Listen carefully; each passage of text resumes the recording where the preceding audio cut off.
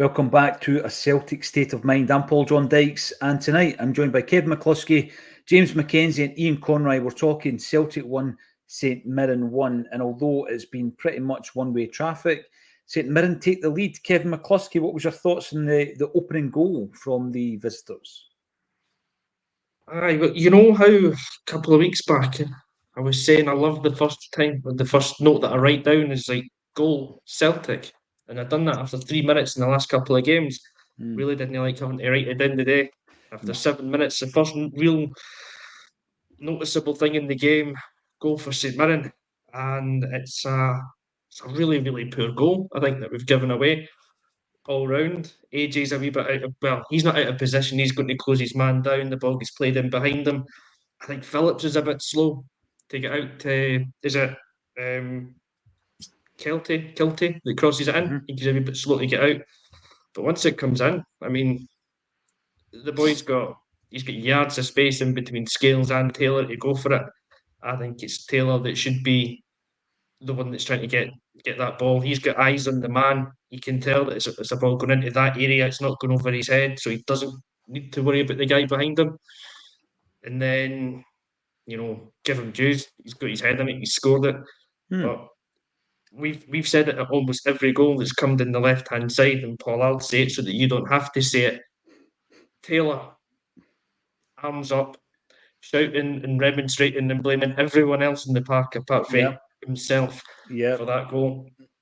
As I say, he's the man that's got eyes on the centre forward. He should be making sure he gets in front of him to at least put him off and make it difficult. It was far too easy. A really soft goal, I think, to lose. Well, you've mentioned it, but I'm still going to expand on that, Kevin, right? Because you know that wee guy that shrugs on your emoji on your phone? That's Greg Taylor every single time, right? And he does it as if he's Paolo Maldini and he's got no deficiencies to his game. What does it do to Scales, his confidence? I once spoke to an ex-player who said that there was someone in the Celtic side alongside him who would play hospital passes and then do the exact same thing and say to the 60,000 Celtic fans, your fault. Always putting the responsibility on somebody else on the park. I don't like it. I don't think it does anything for the confidence of the player that you're having a groan at, right? Now, yeah, Scales should have done better, but it's like you're saying, his body position was all wrong. He's turning, he shouldn't be turning. By the time that he's actually turned all the way around and he sees the player heading the ball. So Scales is terribly out of position, I get it. But instead of just, I'm going to blame you, Taylor should, like you say, get in front of McMenamin and try and put him off or win the ball yourself. I'm not a big fan of it. And then after that, obviously, Taylor's not filled himself fully brilliant playing all the rest of it. I mean, when Matt O'Reilly somehow manages to thread a pass through for us when we actually won the penalty, Taylor tried his best to lose the ball. It was a hospital pass. So I don't like that. But thanks for bringing it up. And that is my thoughts on Greg Taylor tonight. Terrible goal to lose, James. But if there is a good time to lose a goal, it's right at the beginning of the game.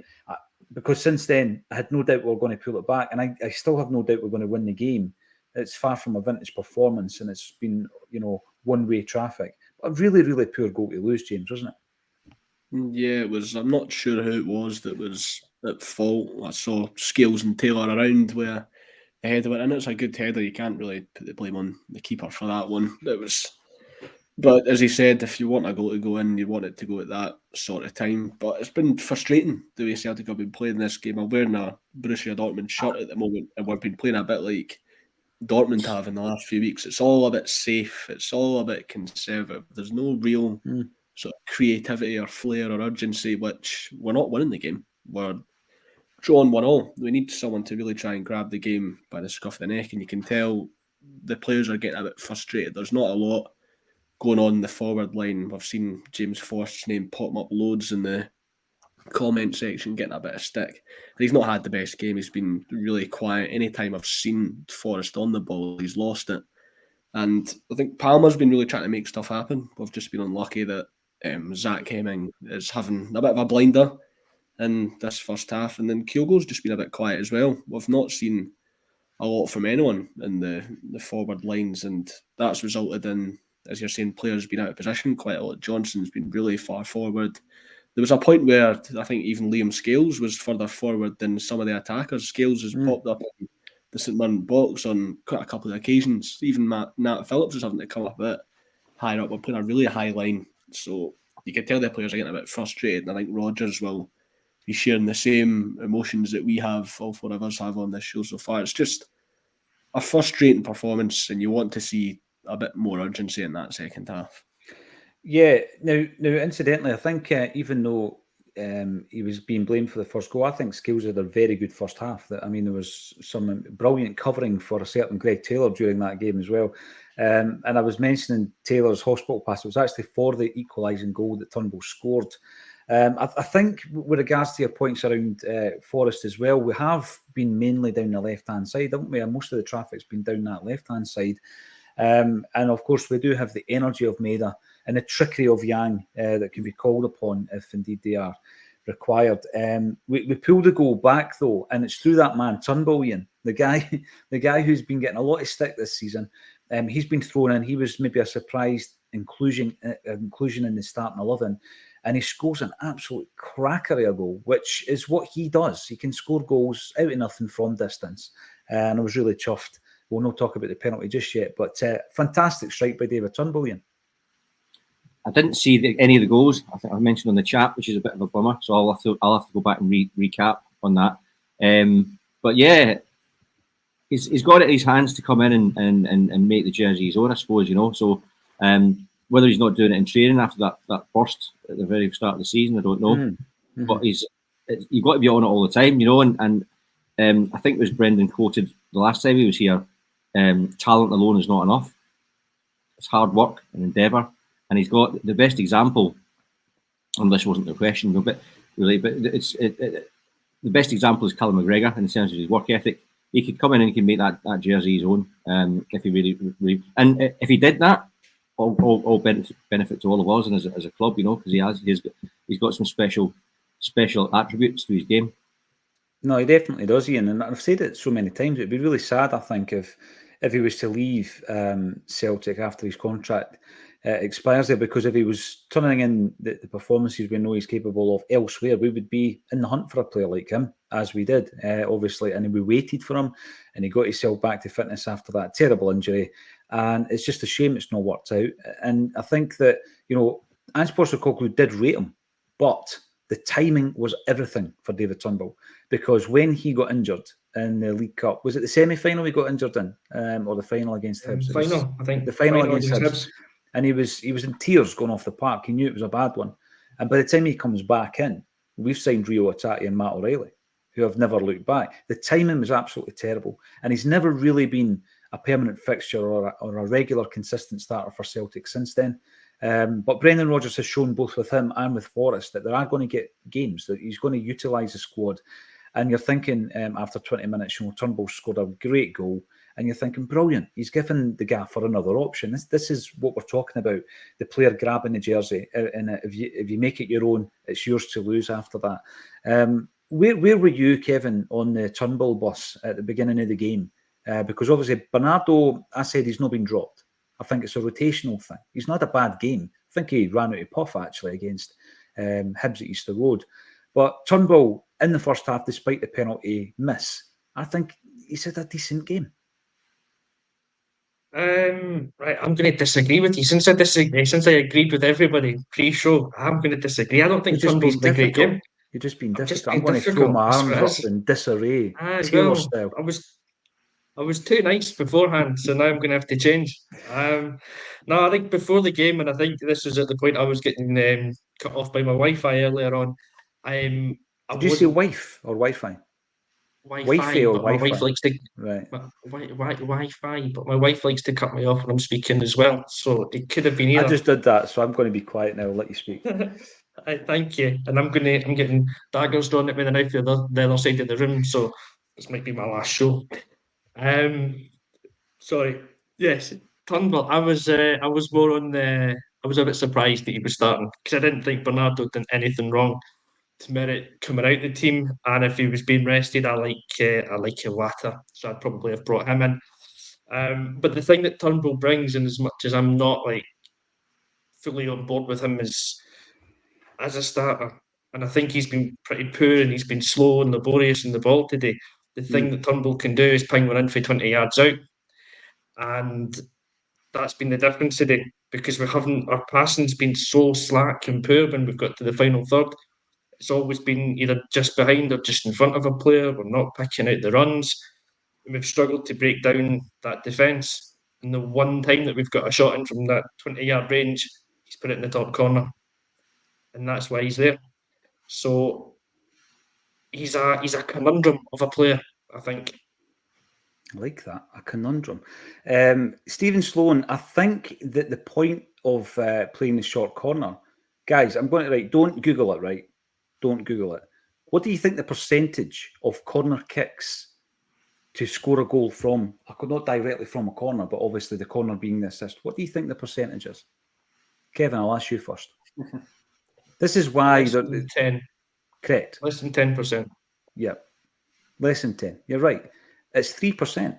And that's why when people take a corner now, they don't loft it into the box. They just take a short corner, get the ball back in play. And, they've been doing it for years now. Because I remember when Barcelona and Spain were doing it, that's when the question was raised.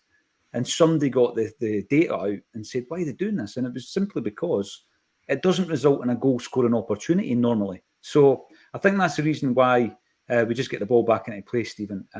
Mount Cadath is obviously a burner account for Greg Taylor because he's saying that Scales must do better for the goal.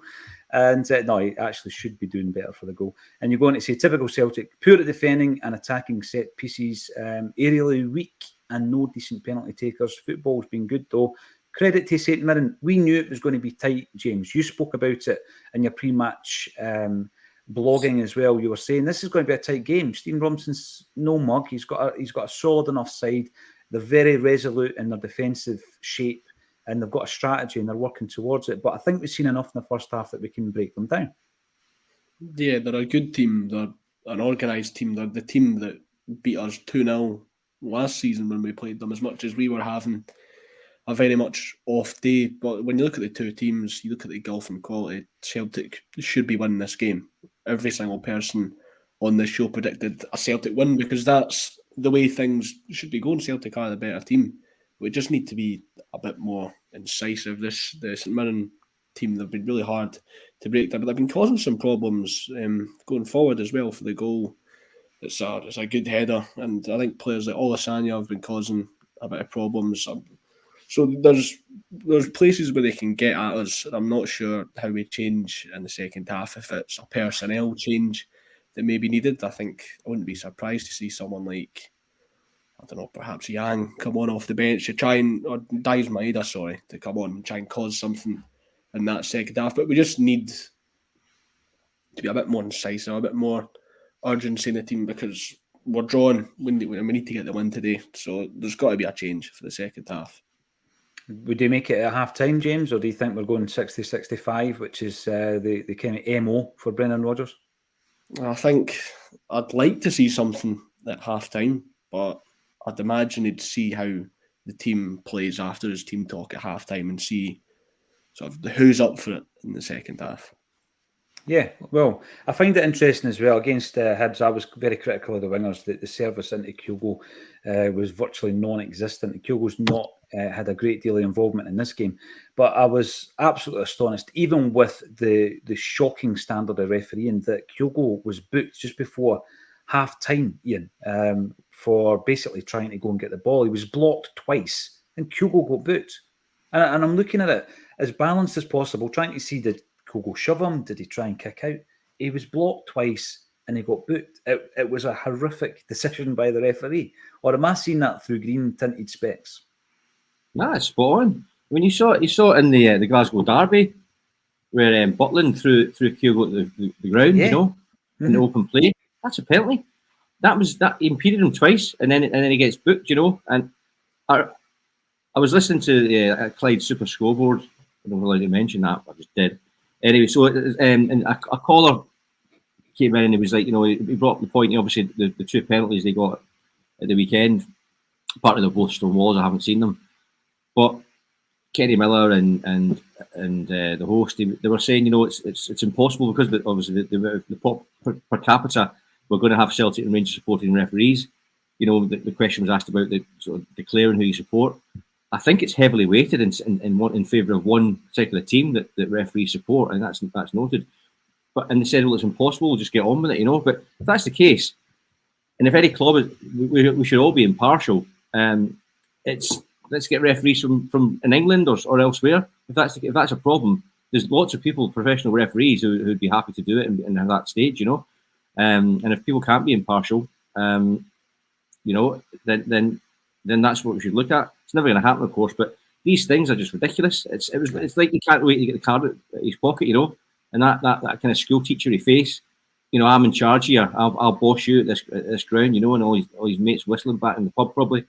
Yeah, I know. It was a disgraceful decision, and hopefully it will not cause us any issues in the second half. Let's join the second half action. Thank you everybody for getting involved. Franny thinks it's going to still end 4-1 second half after someone wakens Kyogo up. You know what? Maybe that has rattled wee Kyogo's cage. Hopefully that's woken him up, Franny, and we go out and win 4-1. Thanks everybody for getting involved, and thank you to Kevin, James, and to Ian for joining me on a Celtic State of Mind. Thanks, Cheers, Paul.